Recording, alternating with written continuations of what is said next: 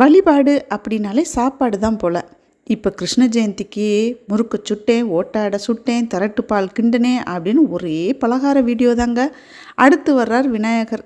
அடுத்து அவருக்கு பூர்ணம் செச்சேன், கொலக்கட்டை அவிச்சேன்னு கிளம்பிடுவாங்கப்பா. எல்லாத்தையும் செஞ்சு அப்பார்ட்மெண்ட் ஃப்ரெண்ட்ஸுக்கு தாம்பூலம் வச்சு கொடுத்து அதை நம்மளும் சாப்பிட்டு அப்போ சாமி எதை சாப்பிடுவார்? ஆனாலும் ஏன் இதை காலங்காலமாக அவர் பேரை சொல்லி நம்ம சாப்பிட்டுட்டு சுகரையும் கொலஸ்ட்ராலையும் ஏற்றி வச்சுக்கிறோம்? நம்ம பாட்டன் பாட்டி எதையும் சும்மா ஒரு பழக்கத்தை காரணம் இல்லாமல் சொல்லி கொடுத்துட்டு போயிருக்க மாட்டாங்க. ஒரு கிருஷ்ணர் இவ்வளோ சட்டி சட்டியாக பலகாரம் சாப்பிட முடியுமா?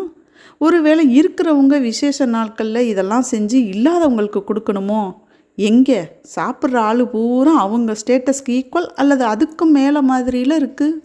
ஃப்ரெண்ட்ஸ், இன்றைக்கி காய்கறி முட்டை போட்ட ஃப்ரைட் ரைஸ், கத்திரிக்காய் கார கொத்து, முட்டை, சாதம், தயிர் எல்லாம் ரெடி ஆயிடுச்சு. ஜாலியாக சமைச்சு ஹாப்பியாக சாப்பிடுவோம்.